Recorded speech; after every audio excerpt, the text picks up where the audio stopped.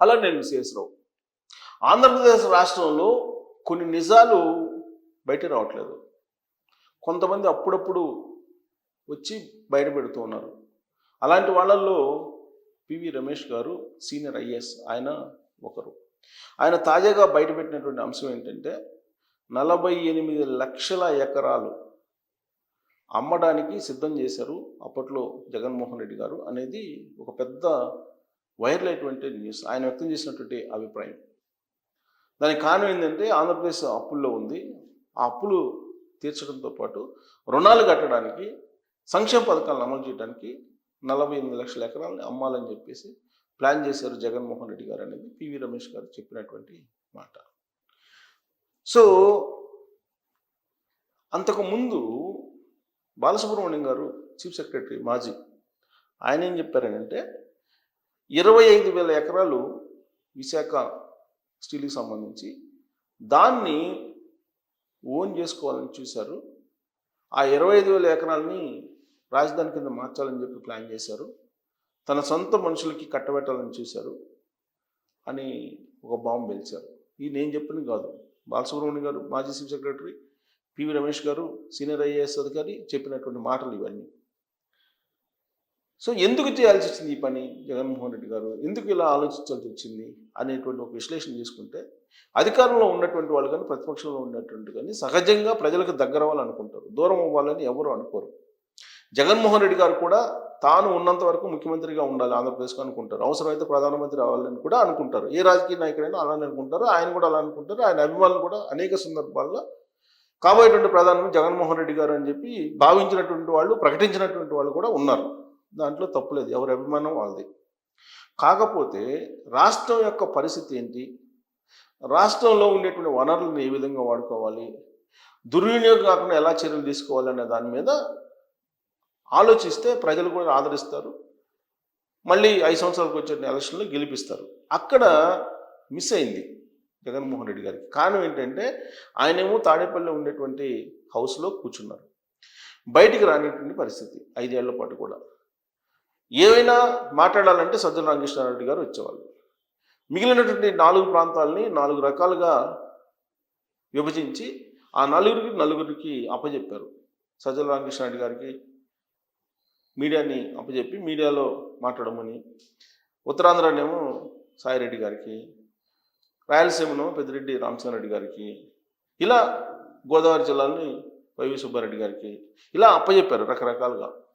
So దాంతో అసలు ఆయన అడ్మినిస్ట్రేషన్లో ఏం జరుగుతుంది అనే దాంట్లో తెలుసుకోవడంలో కొంత ఆయన వైఫల్యం చెందారు. దాని కారణంగానే మూల్యాన్ని చెల్లించారు 2024 ఎన్నికల్లో. అయితే ఇక్కడ వాస్తవ పరిస్థితి ఏంది ఆంధ్రప్రదేశ్లో అని అంటే, గతంలో చెల్లించినటువంటి రుణాలు, ఇప్పుడు ప్రభుత్వం చెల్లిస్తున్నటువంటి రుణాలు, గత ప్రభుత్వాలు చేసినటువంటి అప్పులు, ఇప్పుడు ప్రభుత్వాలు చేసినటువంటి అప్పులు, వీటిని కంపేర్ చేసినప్పుడు చాలా షార్ట్ పీరియడ్లో జగన్మోహన్ రెడ్డి గారు ఎక్కువ అప్పులు చేశారనేది పివి రమేష్ గారు చెప్తున్నటువంటి మాట. అలాగే తాజాగా మంత్రి హోదాలో లోకేష్ గారు కూడా బయటపెట్టినటువంటి అంశం. దాని ప్రకారం ఏంటంటే 5 ఏళ్ల పాలనలో జగన్మోహన్ రెడ్డి గారు చేసినటువంటి అప్పు గతంలో అందరు ముఖ్యమంత్రులు 58 ఏళ్లలో చేసినటువంటి అప్పుతోటి పోలిస్తే మీకు అర్థమవుతుంది వాస్తవ పరిస్థితి ఏంటి ఆంధ్రప్రదేశ్ అని.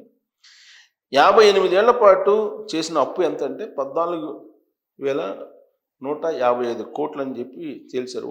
వడ్డీ కట్టేది 58 ఏళ్ల పాటు చేసిన అప్పుకి ఆంధ్రప్రదేశ్ రాష్ట్ర ప్రభుత్వం కడుతున్నటువంటి అప్పు 14,155 కోట్లు.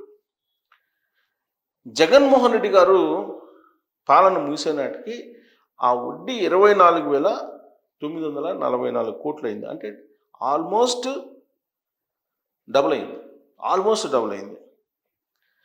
2019 వరకు ఉన్నటువంటి ముఖ్యమంత్రులు చేసినటువంటి అప్పుపై కట్టిన వడ్డీ కంటే జగన్మోహన్ రెడ్డి గారు చేసిన అప్పు పైన చెల్లించేటువంటి వడ్డీ 11,000 కోట్లు. అసలు కాదు, వడ్డీ చెప్తున్నాను నేను, వడ్డీ చెప్తున్నా. 2019 నుంచి 2019 వరకు ముఖ్యమంత్రి చేసిన అప్పుపై కట్టిన వడ్డీ కంటే జగన్మోహన్ రెడ్డి గారు చేసిన అప్పుపై చెల్లించే వడ్డీ ఇప్పుడు ప్రజెంట్ 11,000 కోట్లు. అంటే 58 సంవత్సరాలుగా చేసినట్టు అప్పు కట్టేటువంటి వడ్డీ 14,155 అయితే జగన్మోహన్ రెడ్డి గారు వచ్చిన తర్వాత యాడ్ అయింది 11. అంటే జగన్మోహన్ రెడ్డి గారు చెల్లించేటువంటి వడ్డీ ఆయన చేసినట్టు అప్పులకి నిదర్శనం. ఇప్పుడు 11,000 కోట్లు అదనంగా ఆయన టైంలో తీసిన అప్పులకు కడుతున్నారు. ప్రస్తుతం ఆంధ్రప్రదేశ్ అప్పు 12 లక్షల కోట్లు ఉందని చెప్తున్నారు.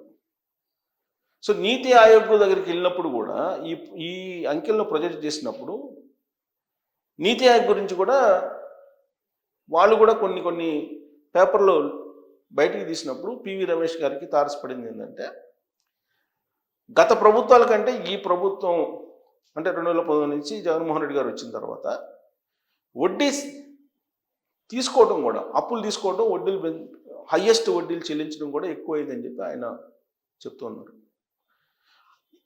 అందుకే ఆర్థిక పరిస్థితి అధ్వానంగా ఉందని చెప్పేసి పివి రమేష్ గారు రీసెంట్గా ఆంధ్రప్రదేశ్లో ఒక రివ్యూ రౌండ్ టేబుల్ సమావేశం పెట్టినప్పుడు వెల్లడించారు. ఆ రౌండ్ టేబుల్ సమావేశంలో జన విజ్ఞాన వేదిక సంబంధించిన లక్ష్మణరావు గారు వీళ్ళందరూ కూడా ఉన్నారు. పివి రమేష్ గారు ఆ సమావేశంలో పార్టిసిపేట్ చేసి రాష్ట్రం యొక్క ఆర్థిక పరిస్థితి, వడ్డీ చెల్లింపులు, అసలు ఈ ఆర్థిక పరిస్థితి నుంచి బయటపడాలంటే కనుక కేంద్ర ప్రభుత్వం ప్రత్యేకంగా ఆదుకోకపోతే ఆంధ్రప్రదేశ్ బయటపడేటువంటి అవకాశం లేదు. ఆంధ్రప్రదేశ్ ఒకవైపు సంక్షేమాన్ని అమలు చేయాలి, ఇంకొక వైపు ఏమో సంక్షేమ పథకాలతో పాటు అభివృద్ధిని కూడా డెవలప్ చేయాలి.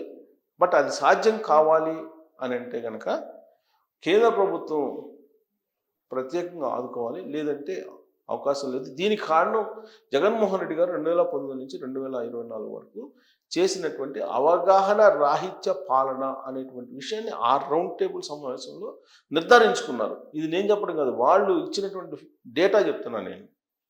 దానికి అనుగుణంగా మంత్రి లోకేష్ గారు కూడా ఒక చార్ట్ విడుదల చేశారు. ఏ సంవత్సరాల్లో ఎంత అప్పు చేశారు, వడ్డీ ఎంత కట్టాల్సి వస్తుంది, జగన్మోహన్ రెడ్డి గారు ఎంత వడ్డీకి డబ్బులు తీసుకొచ్చారు, ఎంత కట్టాల్సి వస్తుందని. దీంతోపాటు వీటన్నిటి నుంచి బయటపడాలంటే ఇప్పుడు 48,000 ఎకరాలు అవసరం అని చెప్పి 48 లక్షల ఎకరాలు, వేల కాదు లక్షల ఎకరాలు, 48 లక్షల ఎకరాలు అవసరం. ఆ ఎకరాలను అమ్మేస్తే ఈ వడ్డీ అప్పు తగ్గించాలని జగన్మోహన్ రెడ్డి గారు ప్లాన్ చేశారని అంటున్నారు. అందుకే 2024లో ఓడిపోయారు ఆయన. ఓడిపోకపోతే కనుక ఆ 48 లక్షల ఎకరాలని బహుశా అమ్మిండేవాళ్ళేమో ఎవరికైనా, అప్పు తీర్చడానికి కానీ లేదంటే వడ్డీ కట్టడానికి కానీ. ఇదే ఆ రౌండ్ టేబుల్ సమావేశంలో వాళ్ళు తేల్చినటువంటి అంశం. సో ల్యాండ్ టైటిలింగ్ యాక్ట్ ఎందుకు జగన్మోహన్ రెడ్డి గారు తీసుకొచ్చారు అనే దానికి ఈ రౌండ్ టేబుల్ సమావేశంలో బయటపడినటువంటి ఫిగర్స్ని చూస్తే కనుక అర్థమవుతుంది. ల్యాండ్ టైటిలింగ్ యాక్ట్ ద్వారా కొన్ని హోల్డ్ చేశారు, కొన్ని అసైన్ ల్యాండ్స్ని మార్చేశారు, గందరగోళం చేశారు, రెవెన్యూ మొత్తాన్ని గందరగోళం చేసేశారు. సో కాబట్టి 48 లక్షల ఎకరాలు అమ్మి దాన్ని వడ్డీయో లేకపోతే అసలు తీర్చాలనుకున్నారంటే ఖచ్చితంగా ల్యాండ్ టైటిలింగ్ యాక్ట్ వల్ల దాన్ని సాధ్యం అని చెప్పి భావించి ఆయన ఆ పని చేసి ఉంటారు అనేటువంటి ఒక భావన వాళ్ళ డేటాను బట్టి కలుగుతుంది. మరి మీకు ఎలాంటి భావన కలుగుతుంది అనే దాని మీద ట్రోల్స్ చేయొచ్చు. Thank you very much.